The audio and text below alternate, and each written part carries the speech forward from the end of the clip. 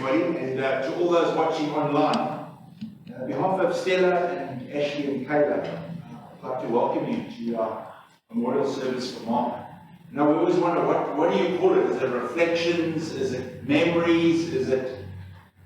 Well, I think memorial is good, but also reflections. We come to remember Mark, and actually come to rejoice a life well lived. I wonder if we can just bow our heads. I'd like to open in prayer this afternoon. Heavenly Father, we come to you today, we're heavy-hearted for the loss of one we love. Thank you for your presence is here amongst us. Thank you, Lord, that you uphold us with your strong arms. Thank you that you do comfort us in this time. In Jesus' name we give you thanks. Amen. Amen. Just to open this afternoon, Jesus is going to play a song for us called The Blessing.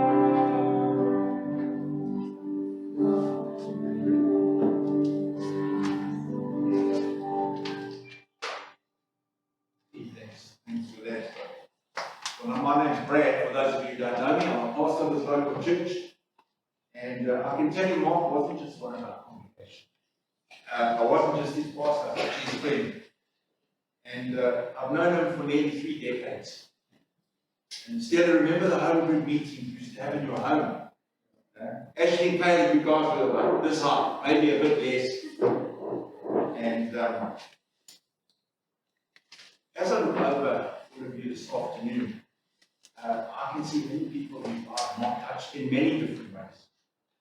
And remembering a loved one's not easy. It really is not easy. But remembering them is how we cherish them. That word cherish is not used in conversation these days, as if you did, we'd say that was a bit weird. but the Bible uses it often. And it means this: to treat with tenderness and affection, to give warmth, ease, or comfort to. And this afternoon we have to cherish him. We have to cherish his memories that he leaves with us. And it's at times like this we might ask, why did this happen, Lord? Why did you let this happen? And I want you to know it's not wrong to ask why. It really is not. Many of our great Bible people we find in the Bible, ask God the question of why for many different things. And I realized a few years ago, you'll notice on the cross, Jesus even asked why. He said, my God, why have you forsaken me? Even he asked the question. And if Jesus asked why, then it's definitely the right thing to ask why. So it's okay. But the problem is, we can't seem to find the answers. And a wise man once said to me that a better question is to ask is what now? What do we do now? Let me urge you this afternoon to stand on three truths when you ask that question. And we find in the scripture, the first is this: stand on the truth that God has given. So in times like this, we're tempted to blame God, to shout at him. The Bible tells us not to make a mistake. Psalm 33 verse 5 says, the earth is full of goodness. Psalm 34 verse 8 it says, taste and see the Lord is good. Blessed is the man who trusts in him. In the New Testament, James tells us every good, perfect gift. So when we think of Mark and we think of the good times and we have those memories of it, know that these came from God. Secondly, truth to stand on. Stand on the truth that God loves us. Times like this, we can think God doesn't love us. Look what's happening. That's not true. John 3:16, for God so loved the world. He loved every one of us. Okay, His one and only Son, that whoever believes in Him will not perish. Romans 5 verse 8 says, God showed His love toward us while we were still sinners across the earth. God doesn't love us because we're good. He loves us because He's good. And then thirdly, a truth to stand on this afternoon and remember, ask why, is that God will help us. The Bible tells us that God is the Father of mercy, and more importantly, Stella and girls, is the Father of He'll comfort us in the time of Matthew 11. Come to me, all who are weary and burdened of you. Take my yoke upon you and learn from me. I'm gentle and humble in heart. And I love what it says, you find rest for your soul. So in the times when it feels like grief's going to overwhelm us, find rest for your soul. Christ is about to help us in this world because after we return to heaven, He sent the Holy Spirit, and one of the names of the Holy Spirit is comfort in that. He'll give us the comfort we need. Someone once said that when God conceals His purposes, keep living on His promises. That's what I want to encourage us all to do this afternoon. Is that if we can't find God's purpose, at least then live in His promises. So we found three promises this afternoon. God's word. God loves us. God will help us. In this time of mourning, reporting on God. So we're going to hear from a few people this afternoon who are close to Mark. And I'm sure as they speak, it's going to trigger recollections of Mark. A wonderful life he lived. So Ashleigh, you're going to come.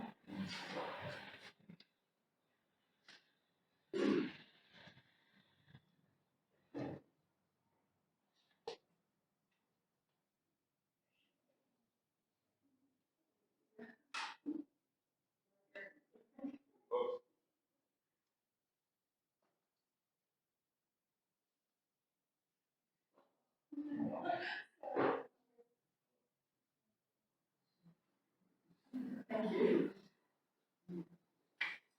And good afternoon.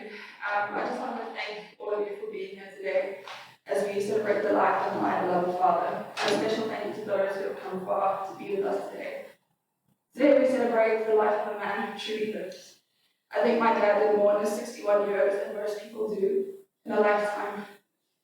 My father was born to Marc and Marc Blandin de Chalain on the 15th of September 1959 in Purity, Mauritius. My dad moved to South Africa when he was just a little boy. I so clearly remember the stories that my dad used to tell me about his life growing up in Durban, about the school he went to, the friends he made, and the mischief he would get up to. I remember my dad telling me how in primary school he didn't quite get into his schoolwork, but as he went into high school, he changed his mindset and became one of the top students in his school. And this would be only the start of a very long list of achievements that my dad has behind his name. If there's one thing I can say about my dad, it's that he never lost his passion and his dedication to everything he did in his life. I've always been in awe of my dad for the many things that he achieved. My dad was an incredible businessman and leader. There was never an end to the new projects and ideas that my dad had. I will always be inspired by the courage and faith that he had to embark on those ideas, as many people these days as just that, ideas. My dad studied for many years to become a qualified CA, and then decided to do a degree in theology, as his love for learning and enriching his mind never ceased. He successfully opened his own practice by commercial property, and most recently embarked on the daunting task of opening a successful storage company. It just never ended. I remember my dad telling me about the first company he worked for when he qualified, the Patco bus company, and every time I see one of their buses passing along, I always smile and think of my dad. My dad was a godly man, and I was always in awe of his strength and unwavering faith. I remember going through my very questioning years as a teenager. I had posed many questions to my dad. He always seemed to have the answers. He had all the Bible memorized and understood by heart. I remember having many debates with my dad throughout my life. He was a man of conversation, and I loved to listen and debate with him. His passion for South Africa, for politics, and wanting a better life was just amazing. I often attribute my love for history and politics to my dad and how we used to speak and debate growing up. It was very difficult to have a conversation with my dad and I were around because we didn't really give each other space to talk either. I have fond memories of my dad picking me up in the evenings for making English. We'd get home and he would tease me because he couldn't even say a word on the journey home. As I'm sure you're all aware, my dad absolutely loved the bush, and I think his love for that started when we went on our first trip to the Kruger Park when I was in grade 5. My dad had heard the wonderful stories of my mom and her family, and the trips that they used to take to the Kruger when they were children. I remember my dad saying that he loved the story of them coming around the corner and seeing a private lion on the road, and he would say it would be an absolute dream to see something like that. And little did he know that in a few years he would see some of the most incredible sights that most people only dream of. My sister and I soon fell in love with the bush as we took many getaways to the Kruger Park. I remember my dad getting us up already early in the mornings and my mom making us lunch and snacks, so we didn't even have to stop. We could be in the park the whole day. And one of my favorite rituals with my dad was when we stayed at the timeshare. Every night after dinner, my dad would grab his torch and look at me with his excited look and say, "Ash, let's go check the fence." And I'd grab my mom's jacket and I'd run out the door, excited to be inside. It was only in later years that we realized there was a resident leopard that walked around there, and I'm sure he saw us every night and thought we were crazy. My dad was such a family man. He absolutely adored my mom. Growing up, I was always in awe of their love, relationship, and their dedication to each other. I'll always remember the story my dad used to tell when he first met my mom, and every time he told it, he was just as animated and just as excited as the night that he met you. I know my dad really loved my sister and I, and he showed it in many ways. In his support for us at school, our extramural activities, our friends, our dancing, anything we needed, he was always at our side. A memory that I'll never forget when growing up is whenever my dad wanted to go somewhere, he would see where my sister and I were, pop his head around the corner and say, "Remember Rock Baldwin would say, always have a daughter with you." And this was from a book that he had read in previous years. And it stated as such, and he used it to always have one of us at his side. It's difficult to prove how much somebody loves you, but a memory that will always stick with me. It was my first year living away from home when I just moved to Pastoral to study. It was my birthday, and I remember waking up with a really heartful feeling, as it was my first birthday without my family. I remember a knock on the door, and I opened to the surprise of my mom, my sister, and my dad standing there. They had flown up from Durban that morning, booked a lovely lunch. We had a good catch up, and then they flew back to Durban that very day. And I'll never forget that.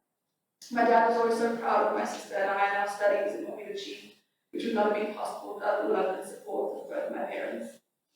I remember my dad with the biggest smile on his face, bursting with pride, and of course the Nikon camera in his hand, at both my undergraduate and honors graduations. He showed the same pride at my sister's undergraduate graduation in Stella, and I know that he will be there in spirit, literally glass of heavenly greatness, to celebrate you finishing your honors in psychology. And I know Dad will be very proud of you.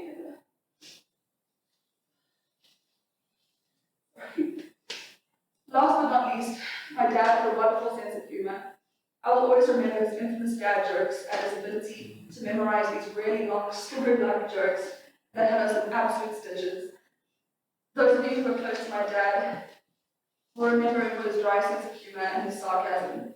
As a recent example, my parents are coming home from the Kruger during the looting that was happening in Durban. I remember phoning my dad and messaging him and asking how's the journey going, and safe, please let me know. And my dad responded in true dad form and said, no, we're in jail.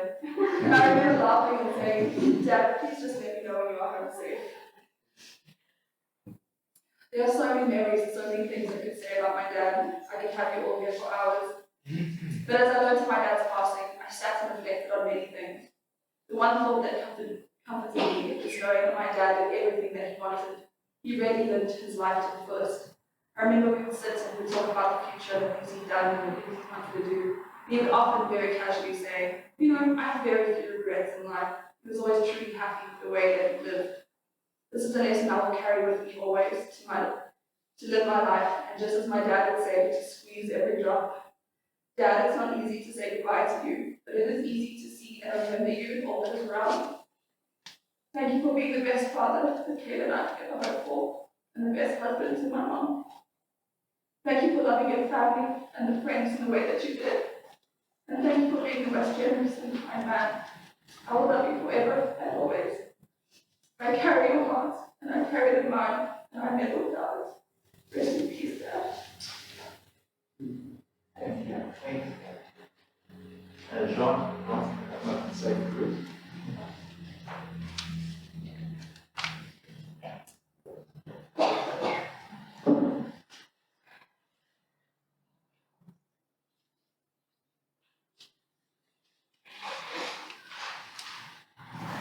From Marc, I used to work now for young days.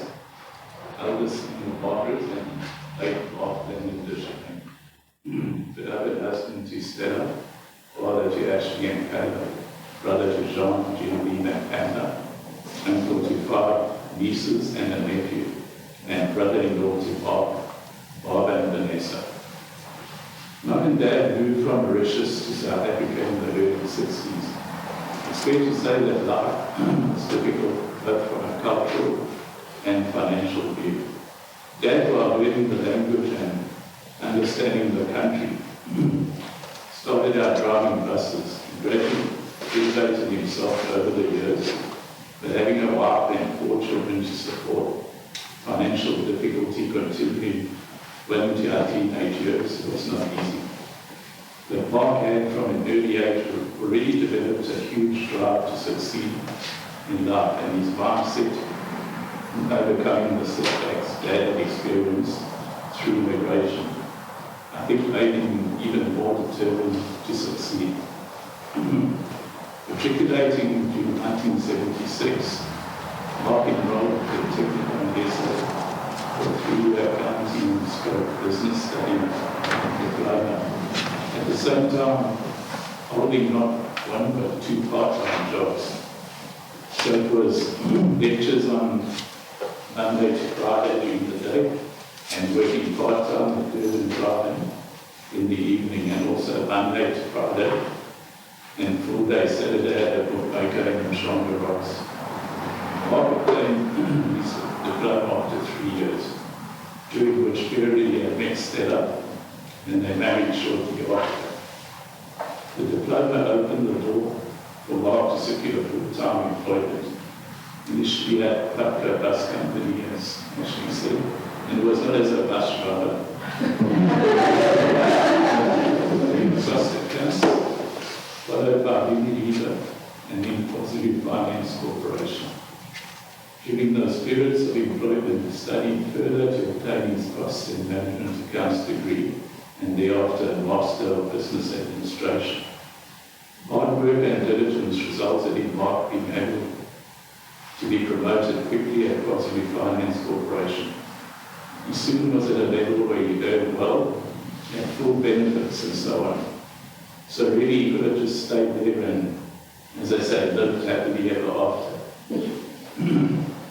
But Marc, always feeling the urge to push a little bit more, felt the need to take the risk and start out in practice as an accountant, stroke business management consultant, which he grew fairly rapidly and became successful to a point where, supported by Stella, who was in full-time teaching, was able to, over and above acquiring their third fixed property in Westfield North, and at the same time still managing a decent lifestyle, extend the house to a proper office space, experience many trips back to Mauritius, visit some other Indian Ocean islands. I remember Comores and Maldives, I think, comes to mind. A trip to Israel and visit many other countries around Europe, including experiencing some Mediterranean cruises as well. Marc was a very all-or-nothing person, full of energy and a huge zest for life. I recall him telling me once that when he set out to do something, he would aim at becoming the best in what he did. Mediocrity to Marc was non-existent. To illustrate this, his passion in the early years of his life was breeding and showing what Durban. That eventually led to a trip to Germany, specifically to assist the covering that would lead to his prize fight being created. And it did not stop at that, as once the puck was being green, he flew all the way back to Durban, just so he could accompany the puck on the flight back to Esther. Needless to say, he went on to breed and win many best of breed races throughout South Africa. Once the Durban passion started to slow, as I think he had pretty much achieved everything he had set out to do and beyond, and needing a new challenge around his mid-30s, together with Stella became interested in ballroom dancing.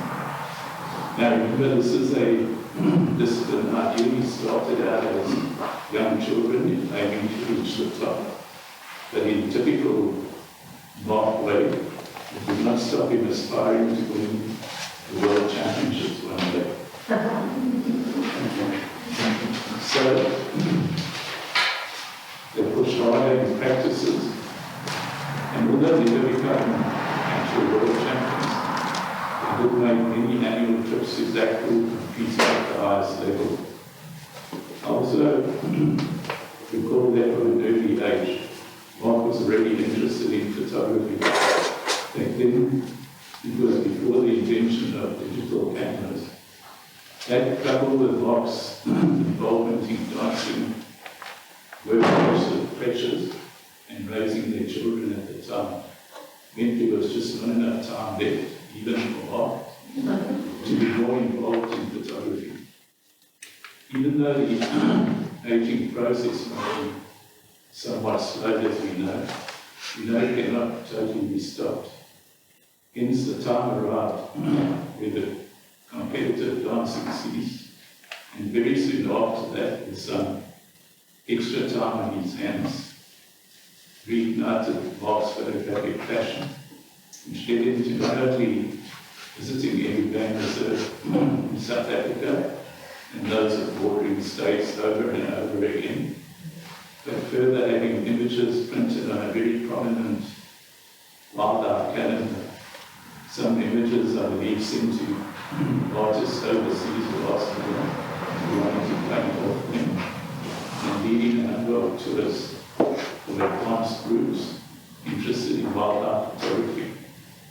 I would safely say that while he never photographed professionally or commercially, the quality of his images, especially wildlife related, matched up to those of the top photographers. Once again, highlighting one of Mark's most obvious character traits to want to excel at whatever people. He's my mind a true legend in his own right. Mark being taken from us so soon and suddenly leaves a massive void in our lives.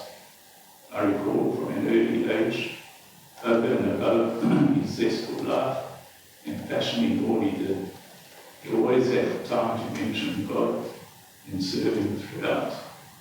Even unto the last message when I heard him say he loved Jesus. That assures us this is not a final goodbye to us who are still here, during which shall remember all the great times we shared. Until we meet again, rest in peace, dearest brother. I want to read two quick things. One's from Bruce Reed. He's a loyal client of nearly 30 years. He was away and, obviously wanted to be here, but couldn't. And he asked me if I could just read his message on behalf of himself and his wife, Jen. He's edited Marc Blandin de Chalain, a business associate, wildlife photographic leader and teacher and a friend. Mark to Jen and I was all of the above, efficient, trustworthy and vulnerable in business, knowledgeable, talented and adventurous as a wildlife photographer, and a meaningful, exciting and reliable friend. It is with such heartfelt sorrow that we find ourselves looking for words to describe the passing of Mark, who we have recently spent time with in the bush and can only console ourselves knowing that Mark, whilst on this earth, lived life to the fullest. He literally was living his dream. His beloved Stella, whose love and affection was tangible, and his two daughters, Ashleigh and Kayla, who he so often spoke of with such affection and pride. We will hold on to these memories forever and will miss him dearly.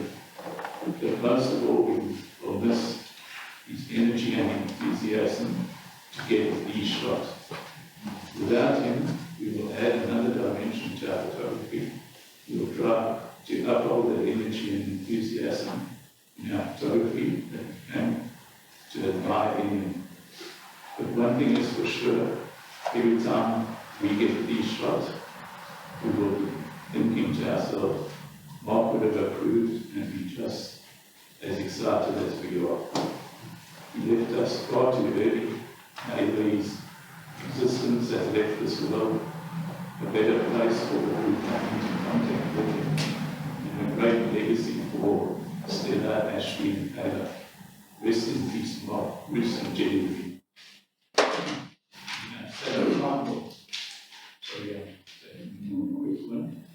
This is, we had like a coffee group going as far before we went to work, and we sort of, met a group of guys there, and I don't know if some of them are here now, but they've been very supportive, and, they basically have put a little pre-work thing going on.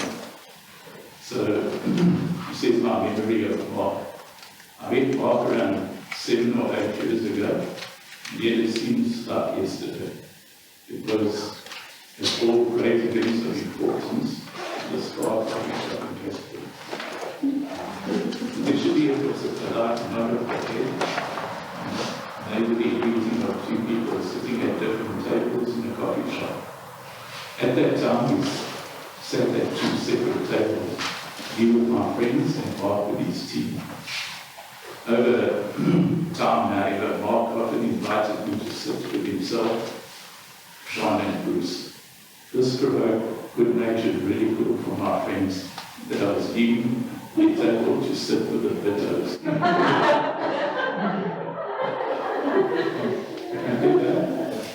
a very short time, they joined me and we all sat and just had coffee and chatted, and they would start to each day. While Mark and I focused mostly on business, investments, and world affairs, in reality, our conversations covered a broad spectrum We often spoke about enemies and our hopes, dreams and fears of them for them. I learned about Ashleigh and Kayla a long time before I actually met them. We loved to share a good joke. Marc had an extremely sharp, wicked sense of humor. And of course, he spoke about common revulsion for politicians in general, and the very corrupt in particular. A certain ruling party was a great source of consternation, anger, amusement, and exasperation for us. I'm certain that given enough time, that Marc and I would have resolved the Middle East peace crisis.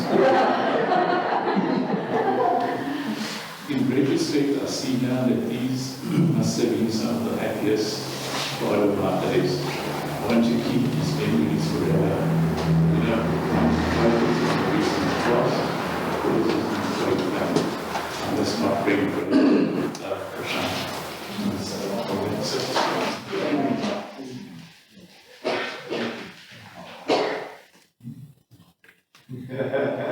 Stuart's going to say something.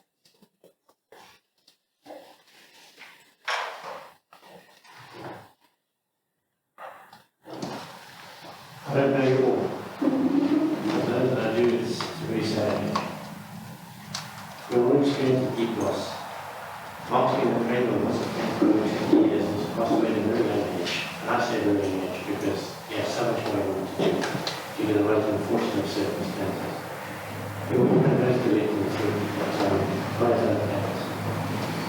He was a truly passionate person. The love for his family, wildlife, bush, and life in general. We became good friends shortly after I moved down to Durban from my family for a company transfer. In those days, Marc and Stella lived in Westwood, not too far from us. That was a big pink house, eh? Never got used to the pink house. Marc and Stella were a brilliant team when it came to dancing. They set the bar way too high, always. They were very good together. It was amazing to watch them perform at socials and to get feedback on their dancing competitions, locally and internationally. I remember a particular occasion at a party at Southland, my cousin's place, where they invited them to show us how to really dance. And Judy moved the piano out the way and they really put a good show on. And they were dressed up to the nines as well. It was unbelievable. We decided we weren't going to know ourselves much. Marc's bond with the outdoors, wildlife in general, and being in the bush was unsurpassed. He should have been a bushman. From when we became friends, I thought it was Alverstone because I thought I enjoyed the bush. But his love was really way ahead of me in many aspects, except the future, which was really good. And then came along his passion for photography. And it grew and grew and grew. I think it was about 2005, 2007 onwards. There was a lot of competitive banter. And I know you used to disappear once we got talking. Marc was a Nikon fan and I was a Canon fan. We'd always compare lenses and bodies and frame rates and a million and one other aspects. However, we always tried to get the best photo. It doesn't matter who was doing the zoom, what they had, we had to get the perfect photo. Landscape, challenging situations, perching on the edge of cliffs and all the rest of it, we had to do it. He was one of a kind. He used to get so excited for a simple photograph. As an example, and there are a few more, the Kersney Rugby Festival. He got, as he termed it, cracker shots. One of the first team players scoring a try. There are many stories, and they all have a special place in our heart. And I'm going to relate to two in particular, just to give a perspective of his passion. This is Charlain, you'll remember this. It's a family farm in the Lowveld. And we built with us. So we're driving along in the lane, down to a waterhole, and a parked car runs across in front of the vehicle. I slam on anchors and I start chasing it. I'm all sitting in the passenger seat with a bazooka. There he is, like this. And I park and run. So I chase this thing down and it goes into empty. And I turn around to the forward and guess who's next to me with the bazooka? Can you tell me how you can run a sprint with a lens and a camera? I don't know how he kept up with me, but I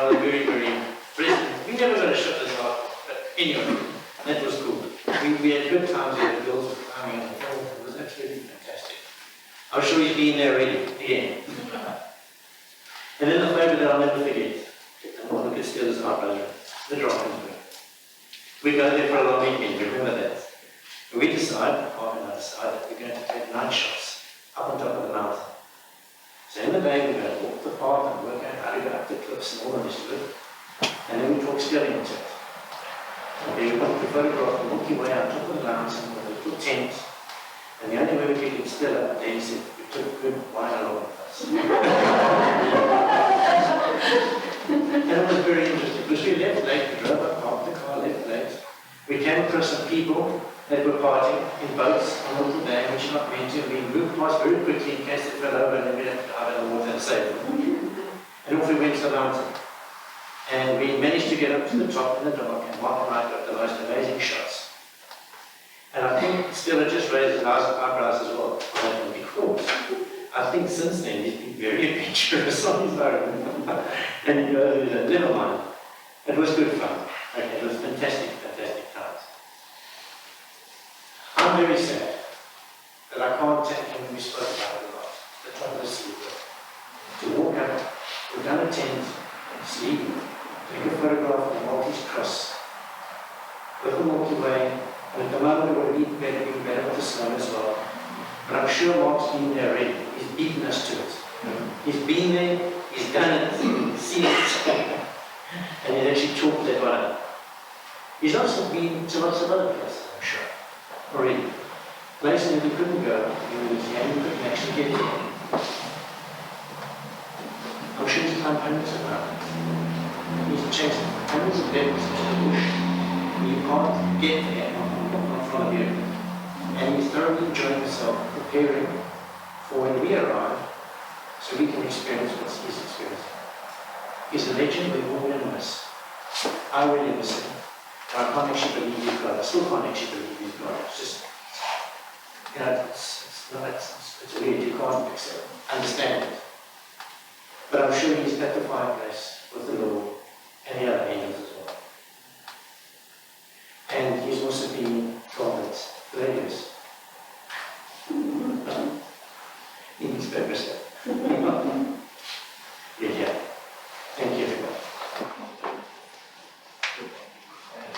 Darren.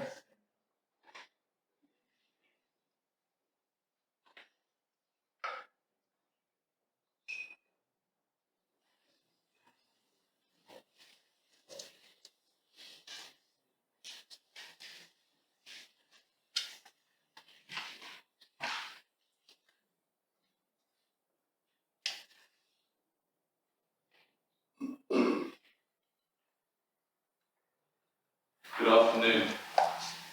My name is Darron Tarr. I address you today not in an individual capacity, but also on behalf of my wife Kirsty.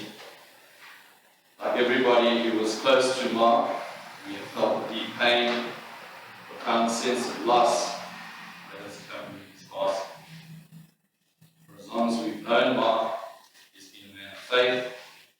The only mitigating factor of the past 2 weeks is the knowledge that Mark has found eternal rest in the presence of our Lord and Saviour, Jesus Christ. Kirsty and I met Mark and Stella 24 years ago. So began a friendship that has enriched our lives beyond measure. How could it not? After all, this is Marc and Stella de Chalain we're talking about. They are not ordinary people.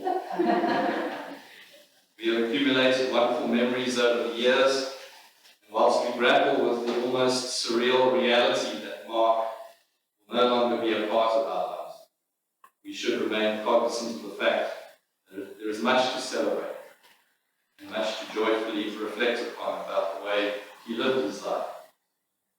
And we believe Mark would have wanted this. We met Mark and Stella at the DLI Hall in Greyville all those years ago, which was the venue for the beginner ballroom and Latin American dance classes we had joined. Mark, also a beginner at that stage, would have been the first to admit at the time that he had 2 left feet. History now dictates that this state of affairs didn't last very long.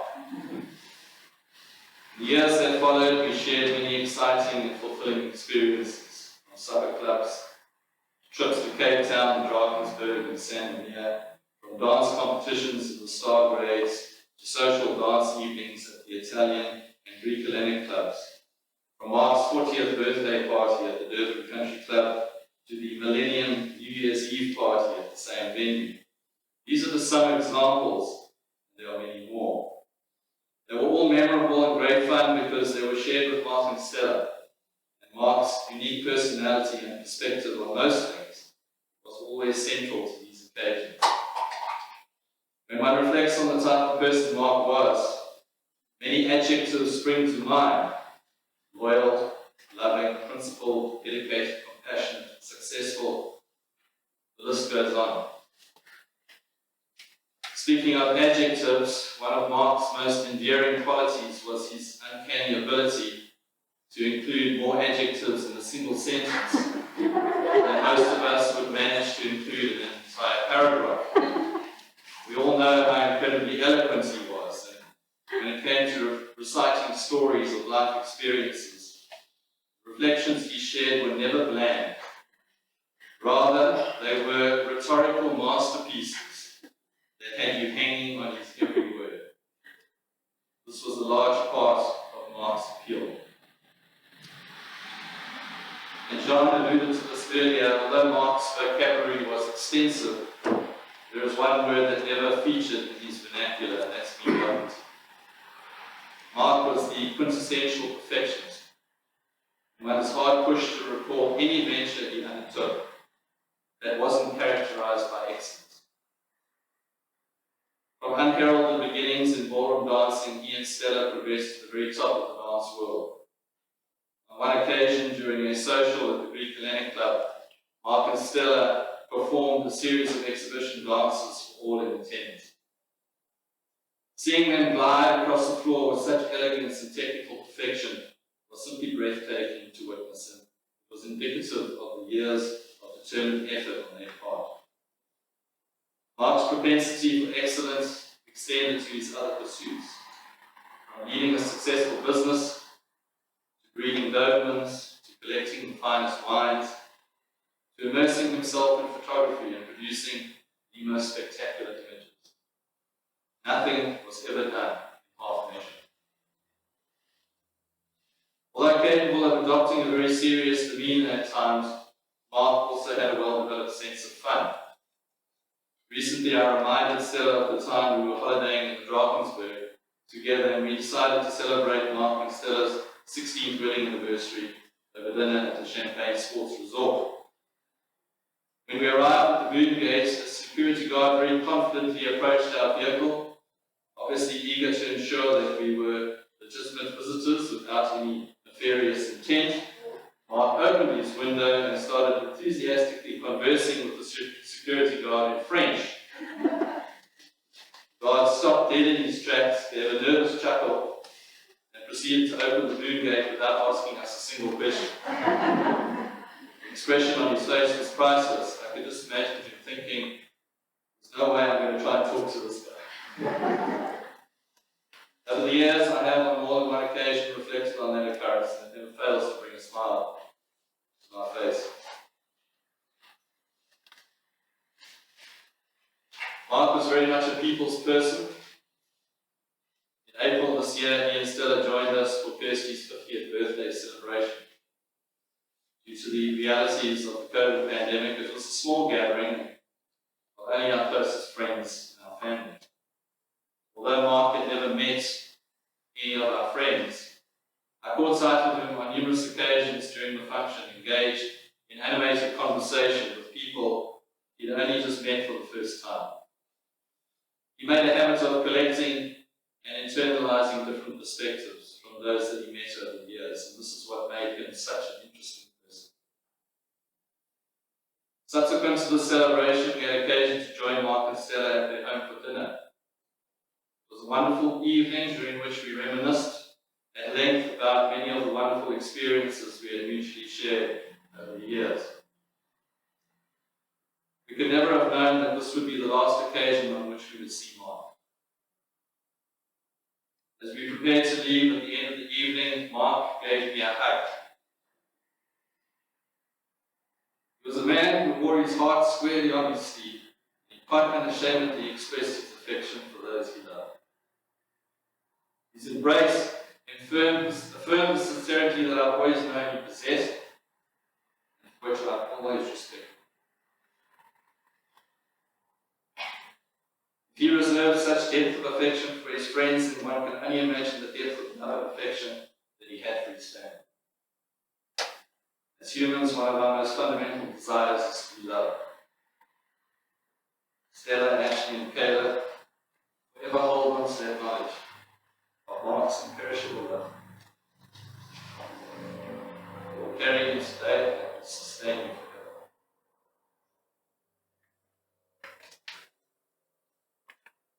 Marc, you were taken from us too soon. It's difficult to fathom God's purpose at times. My favourite verse, Romans 8, verse 28, it says, "And we know that in all things God works for the good of those who love Him, who have been called according to His purpose." In the absence of all else at present, may we hold on to and draw strength from this promise, as it points to a purpose God fulfilled through Marc's life that is far greater and more significant than we could possibly ever imagine. Marc, and Kirsty and I to you, dear friend, we were privileged to have known you. As long as there is breath in our bodies, we will never forget you, and we will always love you. God bless Marc.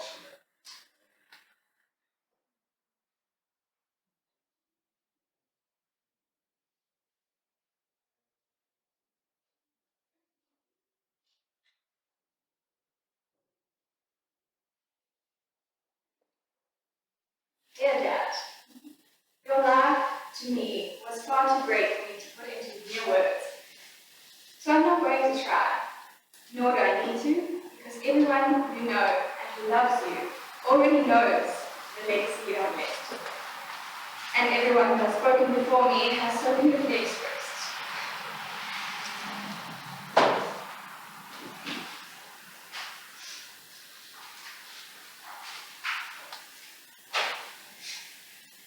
So Dad, I want you to know that although I will undoubtedly miss you, and miss your physical presence, I know that I have not lost you.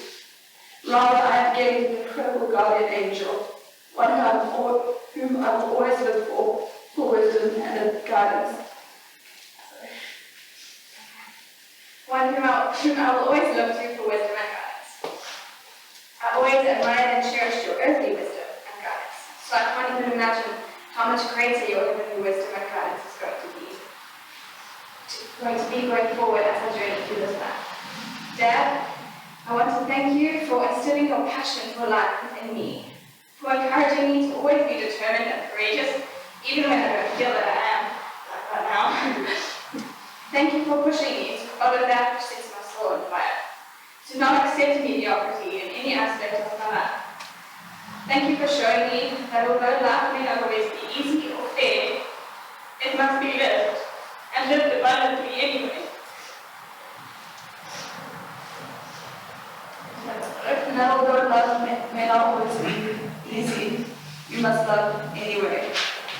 Thank you for your constant support and for believing in me more than I ever believed in myself.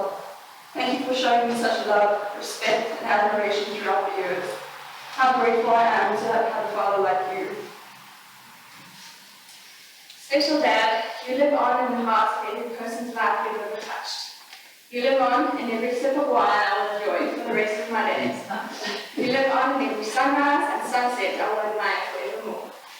Every trip to the wilderness, your favourite place, and of course, every irrigator I will see for the rest of my life. Dad, I choose to celebrate your life because I know that that is exactly what you would like to do. Till we meet again, rest in passion, rest in adventure, rest in love, rest in peace. I love you, Dad.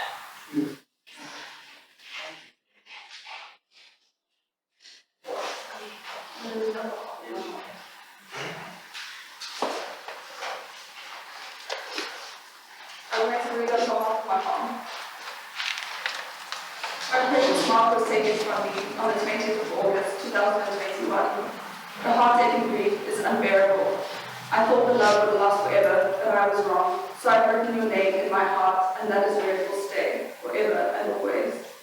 Mark was not only my beloved husband, but he was my best friend. I am so incredibly blessed to have spent 42 years with him. He was one of the most passionate people I've ever known. He excelled at everything he put his hand to. He had an insatiable zest for life and adventure. Whatever he did with abundant enthusiasm and passion. He had boundless energy, hence one of his nicknames being the Duracell Bunny. And there was never enough time in the day to do the things that he loved. I would often tease Mark and say, if only I had 10% of your energy. Mark was at his happiest on a bush adventure, doing photography. The bush fed his soul, and God spoke to him in his happy place. His dream was to move to Hoodspruit, but God had different plans, which I must accept. Mark was a wonderful husband and an incredible father. He adored his beautiful girls and would do anything for them. They were his pride and joy, and he loved it, and his love for them was immeasurable. My life was enriched by Mark. He made me laugh often because of his quirkiness and his sense of humor. For example, every single day of my life, when I showered, he would time it perfectly, leap into the bathroom and say, now I really know what it is I really, really like the most. I'd ask him, don't you get tired of doing that? His response would be no, because now I know what I really, really like the most. So my darling Mark, I will miss your boundless love, many adventures, your wonderful sense of humor, your beautiful friendship, your passionate love, and your French sayings that have always made me smile. You have been my dearest love all my life, my joy, my love, my pride. Thank you for your endless love that will help me through each day. Thank you for your beautiful memories that will never fade. In some small way, I will celebrate your life and your love every day. You will forever be in my heart, your lovely wife, Stella.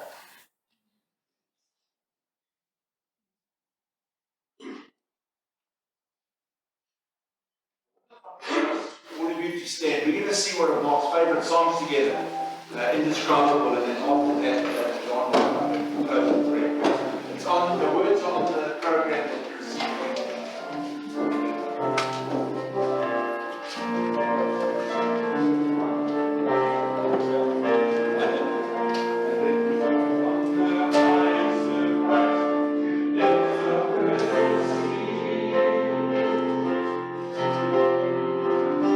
Creation,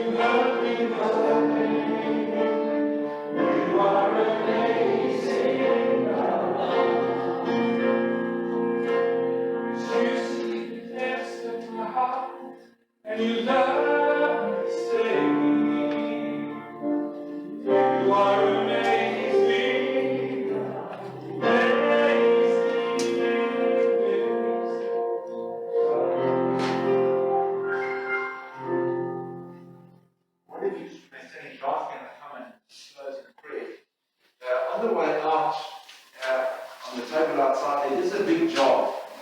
And there's some papers there. We'd like to write a memory or a word of encouragement, Stella and the girls. But Jean, you come up and say the prayer. Thank you. Yes.